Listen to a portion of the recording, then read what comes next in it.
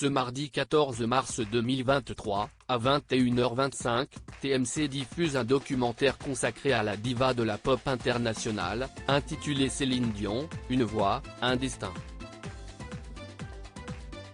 L'occasion de se demander dans quelle émission de télévision l'interprète de I Am Alive a-t-elle fait ses débuts en France. On connaît l'histoire d'amour de Céline Dion avec la France. Cela débute à sa naissance, lorsque sa mère, Thérèse Dion, la prénomme Céline, reprenant le titre de la chanson du Gaufret qu'elle adore. Cela se poursuit avec les premières chansons que lui écrit à l'adolescence le parolier français Eddy Marnay, puis, bien entendu, en 1995, lorsque Jean-Jacques Goldman lui consacre l'album 2, qui devient le 33 tonnes le plus vendu de l'histoire de la francophonie. Sans compter que, tout au long de sa carrière, l'épouse de René Angélil n'a cessé de nous rendre visite. Alors que TMC diffuse ce mardi 14 mars 2023, à 21h25, un documentaire intitulé Céline Dion, une voix, un destin, interrogeons-nous sur un point précis, qui se situe au début de la carrière de cette grande interprète. Céline, si tu nous regardes.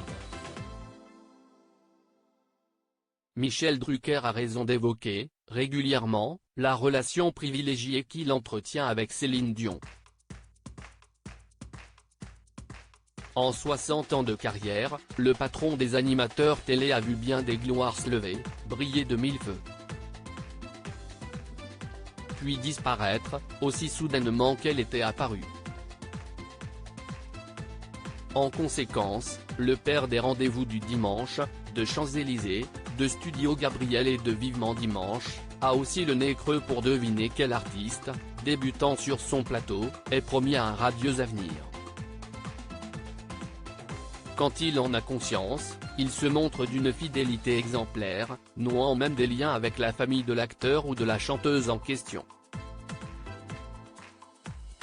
Et si est ce qui s'est produit avec Céline Dion?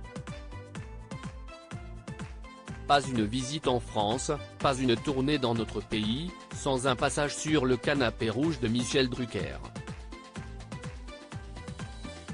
Ce dernier a même consacré par le passé une émission spéciale tournant autour de la star, enregistrée à Montréal. N'est-ce pas sur le plateau de Champs-Élysées que Céline Dion fit ses débuts en France, le 9 janvier 1983 ? Elle y interprétait, ce soir-là, l'un de ses premiers tubes, signé Eddy Marnay, d'amour et d'amitié. Croque vacances en prime. Il est certain que si est ce passage télé qui fit connaître Céline, alors âgée de 14 ans, aux Français. Et Drucker sut parfaitement la mettre en valeur.